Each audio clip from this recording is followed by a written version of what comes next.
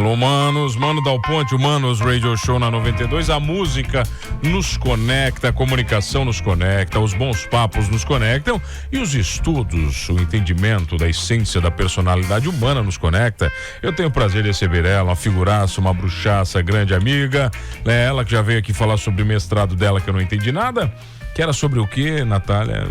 Qual era a treta do teu mestrado? Boa tarde, tudo bem? Boa tarde, tudo bem, pessoal? Tudo bem, ouvintes? No meu mestrado, a gente veio conversar sobre Lúcifer, lembra? Ah, era sobre Lúcifer, na influência, né? Isso, eu fiz uma análise da série, né? Comparando com os nossos tempos atuais. Qual a conclusão que você chegou mesmo? Várias. Mas a principal, primeiro, que o diabo é muito popular. Né? Segundo, com o levantamento da história do diabo, eu descobri que muito do que nós temos na noção do que ele é hoje, na verdade, são interpretações que foram acontecendo ao longo do tempo, né? Sua aparição bíblica, seu registro realmente católico é bem pouco. Então tem muito a ver com as interpretações que foram acontecendo. Mas acho que a conclusão mais legal, na verdade, é que o diabo seria a personificação do tempo. Então o diabo, né, pode ser uma das interpretações que acontecem das escrituras da Bíblia, é que o diabo, na verdade, nasceria quando Deus cria o tempo. E ele que seria, assim, então, o nosso grande vilão por isso. Que ele personificaria o tempo e o nosso tempo é finito. Tá, hoje você é mestre, então. Hoje eu sou mestre. Mestre Natália Akemi, é isso? Isso, tem um título, tem papel. Título, bonito lá. Um papel bem bonito que eu deixo na minha parede. Você joga na cara, assim, do seu namorado, isso constantemente ou não? Todos os dias. Que legal, né, cara? Você ter alguém pra jogar na cara a sua evolução, né? É um título, né? Ele não tem nenhum. Então eu chamo, pra quem não sabe, eu namoro o Diego, que participa do Transtornados. E eu chamo o Diego de apenas Diego, porque ele é só Diego. Diego. Ele não tem nenhum título, é isso, Diego?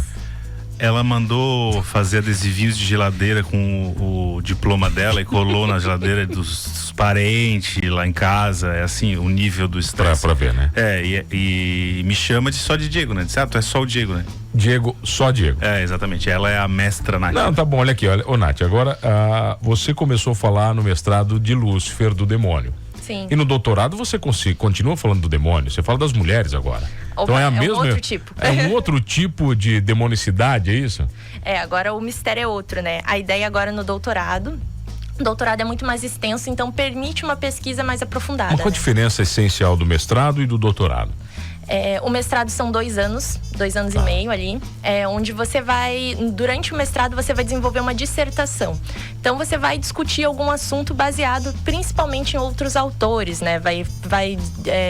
Como eu posso te explicar? Desenvolver uma pesquisa, mas com muita base em outros autores. Já no doutorado, você vai criar uma tese. Você é o autor. Você passa a ser um dos autores. Então, você vai ter que, né, criar sua teoria. Claro que você faz muita pesquisa, mas permite muito mais a participação do autor. Por isso que são 4 anos para desenvolver, né? A profundidade de um doutorado é muito maior. Afinal, você faz essa tese e aí você defende ela, né? Você defende essa ideia. Mas você tá bem ainda. Todas as pessoas que eu vi fazerem doutorado viraram esqueletos, tiveram depressão profunda. Sim. Né? Você tá bem, você ainda tá legal. É que foram só 7 meses até agora. Tá. Né? Ainda não evoluiu, né? Como tem que ser. Ainda não. Tá, mas olha aqui, eu tô vendo aqui o seu tema. Você quer estudar como as mulheres maduras têm a sexualidade influenciada pelas telenovelas. Por que você decide estudar isso? É muito louco, né? Mas por que isso aconteceu na prática, né? Vamos ver. Na minha casa, a minha mãe é professora de scrapbook, é uma área diferente ali, né? É muito mais visto como um hobby. E ela tem um grupo ali de 10 alunas, 15 alunas mulheres. Todas essas mulheres, na faixa ali a maioria, né? Dos 50, 60 anos até 70. Então, a gente tem ali, né? Essa geração que tem a mesma idade da telenovela no Brasil. Tá. Então, que cresceram com certeza numa casa onde o principal meio de comunicação era a telenovela. Então, o principal meio que vai te ensinar o que é ser mulher, o que é ser homem na televisão do entretenimento seria a telenovela nessa época. E a minha ideia é entender como é que a telenovela influenciou a sexualidade dessas mulheres e como é que isso está hoje, principalmente. Então, hoje, né, o feminismo teve vários avanços em rever papéis de gênero. E a minha ideia é entender como que esses avanços são para essas mulheres. Isso é positivo, isso é negativo para essas mulheres? Como elas entendem essa evolução, Cê? Exato, essas mulheres conservadoras. Hoje, quando elas olham uma mulher na novela super progressista, elas acham massa, elas acham errado. Hoje, elas olham algumas personagens que eram, vamos supor, super submissas aos seus maridos e elas acham aquilo um absurdo, que na época era o que se ensinava. Tá. Então, a ideia é entender como é que isso influencia seja a sexualidade dessas mulheres, né? Que são muito pouco estudadas, Mas inclusive. nós tivemos, por exemplo, eu imagino que você vai fazer um estudo das novelas muito aprofundado. Eu lembro Rainha da Sucata, por exemplo. Rainha da Sucata era uma mulher poderosíssima. Não é da minha época, mano. Não fica triste. Lembra ali que eu sou jovem. É só daqui pra frente? Você vai fazer da tua época? Da tua época nem novela mais tem, pô. Na verdade, a ideia é fazer o inverso. É fazer entrevistas com essas mulheres e deixar elas me dizerem quais são as personagens que marcam a vida dela. Por exemplo, quem matou o Det Reutemann? Você sabe do que eu tô falando ou não? Não sabe? Não. Por exemplo, teve a próxima vítima é da tua terra, o assassino. A última cena foi filmada em Curitiba. Olha só. Não foi na Ópera de Arame, aquela outra que é famosa de madeira. Tem um negócio de madeira em Curitiba lá, que é uma escadaria que não acaba. Não é a Ópera de Arame, é outra coisa. Também não conhece nada, mas também não dá, né? Mano? Pelo amor de Deus, metade da sua idade, lembra? Olha aqui, a última cena da novela da próxima vítima foi feita em Curitiba, naquele local. Olha só. São essas cenas marcantes, né? A gente já tem algumas hipóteses. Por exemplo, que as personagens mais sexualizadas sempre vão ser vilãs. É muito comum, né? A gente vê personagens mais bem decididas na parte sexual como vilãs. Então a gente acha que... Mas por que isso? É natural, né? Como historicamente a questão da sexualidade na mulher é visto como algo pejorativo, então tá sempre ligado à vilania. Ligado ao mal. Ligado ao mal. Tem o conceito também da mulher vilã, ela ser mais dona de si. Exato. E quer dizer, teoricamente ela seria mais liberta em relação à sexualidade, é isso? Exato, mas bem é uma resolvida. relação mais bem resolvida. Que a ideia, né, é que com os avanços... Mas o que define uma mulher bem resolvida com a sua sexualidade, já que você começou a estudar isso? Então, como eu disse, está bem no início ainda, né? A gente está ali nos primeiros 7 meses ainda explorando. Tá, mas 7 meses você fez o quê? 7 meses dá pra fazer um monte de coisa já, dá pra incomodar, fazer teoria. Dentro do mestrado e doutorado a gente também tem aula. Então, durante os primeiros 2 anos eu só estudo. Tem aula mesmo? Aula, todos os dias. Então, mas tem aula do quê? Se você está fazendo uma tese, eu não consigo entender isso. A gente tem aulas básicas para ser introduzido na área. Então, que nem agora eu estava fazendo tópicos avançados de teoria e pesquisa em comunicação. Então a gente já revê, existe uma frase muito legal que esses dias um dos maiores fãs da 92 compartilhou, que é o Michel Alisson. Tá. Que é: eu só consigo enxergar onde enxergo porque estive sentado em ombros de gigantes. Então toda pesquisa que existe, o ideal é que ela nunca pesquise algo que já foi feito. Então a gente vai revisitar sempre o que foi estudado, e a ideia, a gente sempre brinca para entender, né? O que é uma tese, onde é que ela entra. Vamos supor que tudo que a gente sabe de conhecimento seja um círculo. Uma tese vai ser um pontinho que está dentro do círculo e um pouquinho fora. E assim a gente vai ampliando o nosso círculo de conhecimento do mundo, digamos. Mas quando assim. você vai fazer o doutorado, Nath, você vai fazer parte de 0,001% da população brasileira. Eu já tenho essa informação, já joguei na cara do Diego. Mas eu não sei o número exato, mas eu sei que o número 0,02% da população brasileira são doutores hoje. É um negócio, é pouquíssimo. Você faz parte de uma casta muito nobre, digamos assim. Não tem nada a ver de estudar ou não, né? Nobre. Sim. Do ponto de vista de, né? Para que um doutor serve na sociedade? Na verdade, toda a área, né, de mestrado e doutorado serve exatamente para isso, para a gente ampliar o campo de pesquisa. São pessoas que vão estar investigando assuntos que ainda não foram pesquisados. E a maioria das vezes esses assuntos eles devem, né, retornar para a sociedade. Esse é outro objetivo do pesquisador. Então lá no nosso programa, por exemplo, nós temos diversos meios onde a gente retorna, compartilha esse conhecimento. Muitos podem ser usados no mercado, quando a gente fala de comunicação, né, para o meio publicitário.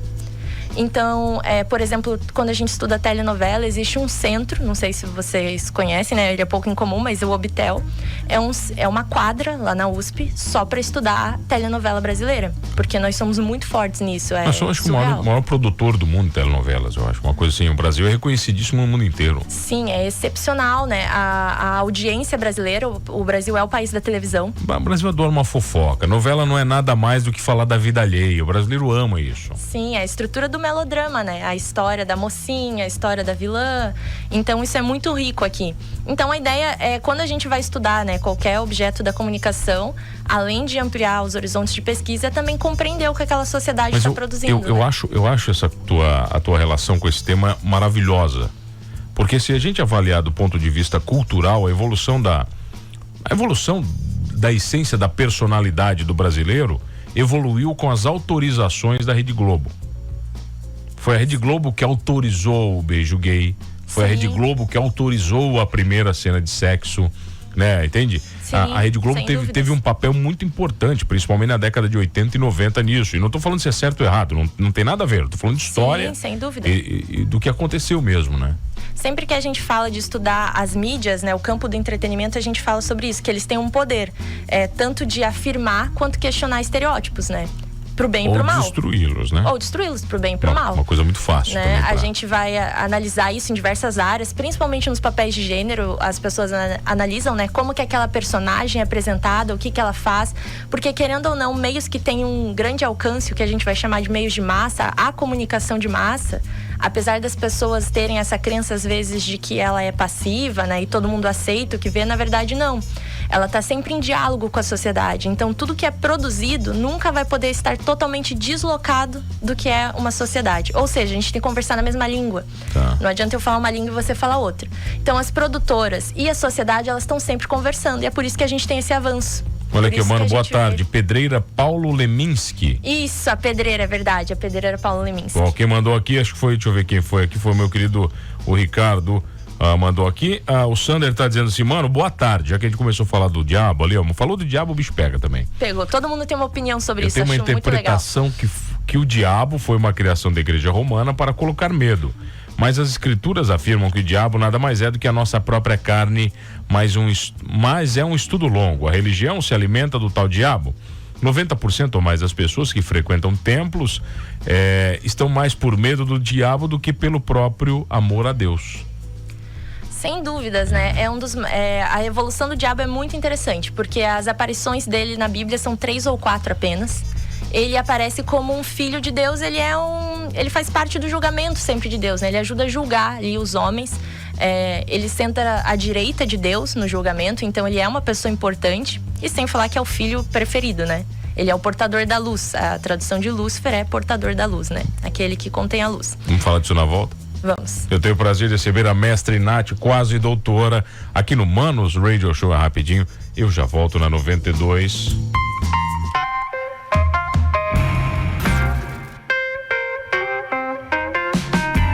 Voltamos, o Manos Radio Show na 92, a música nos conecta, as boas entrevistas nos conectam, o doutorado nos conecta. Mano, olha aqui, você falou do diabo, Nath, você falou do diabo, a Nath tá aqui comigo, a mestre Natália, Akemi. Mano, boa tarde. Falar que é filho preferido vai arrumar uma briga grande, vai ter que chamar ela mais vezes para terminar a guerra em outros programas. O Cris Porto mandou aqui, já que a Natália falou que o diabo era o filho preferido de Deus, é isso então? Na sua visão, no seu estudo, é isso? Na minha visão, né? Mas na Bíblia tem, né, as suas aparições, ele ali é o portador da luz, né? Considerando o papel que Deus tem e toda a sua relação com a luz. E aí ele vai aparecer pouquíssimas vezes. Esse é um levantamento histórico da história do diabo, né? Que eu fiz durante minha dissertação, utilizei muitos livros também, entre eles O Diabo Revelado. É muito legal esse livro, que ele vai fazer todo esse levantamento. O livro é bem posicionado, já adianto para os leitores, é uma pessoa a favor da história do diabo. Né? Quando eu fiz essa leitura, eu pesquisei as fontes de novo para rever onde ela, né, buscou. E aí tem vários pontos interessantes nessa história que ela levanta. Primeiro, que as aparições bíblicas no Velho Testamento são pouquíssimas. Quando a gente tem atualização para o Novo Testamento, que, por exemplo, na história de Adão e Eva, a serpente é dada como diabo, até então não era. E aí a gente vai descobrir que tudo que acontece em relação ao diabo e as características que a gente tem nele hoje, porque hoje a gente pensa no diabo, né? A primeira imagem que vai vir vai ser a questão metade bode, os chifres vermelhinho, a cauda. Tudo isso é construído com o tempo e com interpretações de outras pessoas. Então, quando é dito que o diabo ia voltar à Terra nos anos 2000 e tal, né? Fogo, morte, destruição, isso foi uma interpretação. Porque um padre uma vez fez a leitura e disse que ele recebeu esses escritos. E tudo isso, se a gente pensa isso na Idade Média, existe uma devoção muito grande aos religiosos. Então, eles tinham mesmo esse controle. E isso passa a ser utilizado, né, para manter a sociedade vivendo em harmonia, digamos assim, né? E com muito medo. E aí isso passa a ser questionado. Então, como que isso é questionado? Com o avanço, né, dos estudos, do conhecimento, da escrita, a gente tem alguns questionamentos. E o primeiro, acho que um dos mais primordiais se Deus é tão poderoso, por que ele deixa o diabo existir? E aí começam as interpretações. Precisa do bem para existir o mal, que a gente vai ver em milhares de filmes até hoje. Começam vários questionamentos sobre isso. O que chega no que nós vivemos hoje, né? Que acho que é uma sociedade muito aberta na questão de crenças, na questão do papel. E aí a ideia era justamente analisar essa evolução para como é que a gente sai de uma época de trevas, onde se temia muito essa figura, se temia até ficar sozinho, porque acreditava-se que o diabo estaria em tudo, você seria tentado o tempo todo. Até a gente chegar na ideia de fazer uma série sobre o diabo, totalmente sexualizado, né? Totalmente brincalhão. E aí que personifica, né? Na série, o diabo, ele personifica todas as luxúrias humanas, né? O diabo, ele é o ideal dos pecados. É o luxo, né? A questão da sexualidade totalmente aflorada. Então, olhar para toda essa evolução e tentar entender, né? Como é que esse personagem é construído assim. O diabo, na verdade, na série é livre, né? Para ser o que ele quiser. Exato, ele tá fugindo, na verdade, né? Da sua função no inferno, e ali ele faz o que ele quer. É uma pessoa que não teme nada, digamos assim. E aí tem toda a evolução desse personagem, diversas mitologias, né? Lúcifer é um spin-off de Sandman, gente. Ele é escrito pelo Neil Gaiman. Então, assim, totalmente tá fictício. vindo aí, não tá? Tá vindo aí, hein? Tá vindo, a série vai vir. A série tá vindo, foi confirmada, a série já tem trailer, até pôster, tudo, né? É um dos mais... O Neil Gaiman é um cara... Aqui no Brasil ele não é tão conhecido, mas ele é um dos maiores escritores de fantasia do mundo, assim. Várias coisas que a gente vê de seriado, de filme, tem o dedo dele ali e a gente às vezes nem sabe, né? Ele tem muitos livros, contos... Principalmente na mitologia, né? Ele estuda muito mitologia. Muito sobre isso. E aí é bem legal, né? Então, na verdade, ali a série é totalmente fictícia, né? A gente faz essa ponte para entender o contexto dessa série, que é totalmente baseada na ideia do catolicismo. Então, né? É o diabo católico. O diabo católico. Tá. E a série, apesar de ela parecer extremamente polêmica, né? Poxa, ela tem o nome do diabo, olha que blasfêmia, digamos assim. Tá. Ela é extremamente conservadora, né? Na série se reforça tudo que a Bíblia diz. Pecou, vai pro inferno. Tá. Né? O diabo existe, Deus também. O diabo é um ser ali, tudo bem, ele é bem humanizado, mas ele pode ser um ser impiedoso. Ele controla o inferno é real. No inferno você vai ficar revivendo seus pecados. Mas na série a única coisa que o diabo não é mau. Sim, porque na maldade como nós conhecemos, entendeu? Sim. Ele é muito justo na série. Ele executa um papel, né? Ele é um trabalho como o nosso, né? A gente vem aqui, por exemplo, o Mano vem todos os dias pra rádio, ele desce todos os dias lá pro inferno governar, né? E é bem essa ideia, né? Ele reforça. Então a série, ela parece muito inovadora e blasfêmica, mas não. Ela, na verdade, está reforçando tudo. E aí, uma das teorias que eu desenvolvo durante a dissertação é justamente essa, que a série nada mais é do que uma tentativa de nostalgia, né? Voltarmos às crenças do passado, assistir o mal como ele deveria ser, reforçar que existe sim Deus, céu, terra. Então, esse é um dos questionamentos também que eu fiz. Tem uma mensagem aqui pra você, mano, eu não vou dizer o nome de quem mandou, né? Mano, a minha mulher é o diabo, é minha luz e amor. É uma tradução, né, cara? Olha só, que dedicação bonita. Chama a mulher de diabo, vai dar uma merda. Como é que é? Por isso que tu não falou o nome. Não posso. Mas Deus do céu, se revelar que aqui vai dar morte aqui. Nath, tem Instagram, vai lá. Pessoal te seguir? Tem sim, @Akemi Haida. É meu nome japonês, que também significa portadora da luz, sabia? Por que você não bota @portadora da luz? Portadora da luz. É mais fácil, as pessoas vão te achar. A gente não tá no Japão, né? Você não acha? Eu também acho bem boa. Tô brincando, gente. Akemi? Akemi, AKEMI-HAIDA. Qualquer pergunta que vocês tenham sobre o tema, terei muito prazer em responder. Faz parte, né, de ser pesquisadora. Sempre estar devolvendo isso. A quase doutora Natália comigo num papo bacana. Você vai ter que voltar aqui quando você for doutora. Você vai ter que voltar bem antes, né? Porque quando vai demorar um pouquinho. Eu nem falo mais com vocês, né? Meros só mano. Cara, olha a soberba dessa pessoa, cara. Soberba, eu convivo, né? É isso que eu convivo. Na verdade, ela herdou bastante de ti, né? Não, foi a convivência, eu era uma pessoa maravilhosa. Eu me lembro quando ela começou contigo, ela era bem tranquila, cara. Era ela querida, foi né? Ela foi soltando, né? Depois ela foi piorando. Nath, obrigado pelo carinho. Obrigado a você que tá comigo todas as tardes aqui no Manos Radio Show. Não esqueça de uma coisa nesse programa: somos todos diabólicos e somos todos humanos.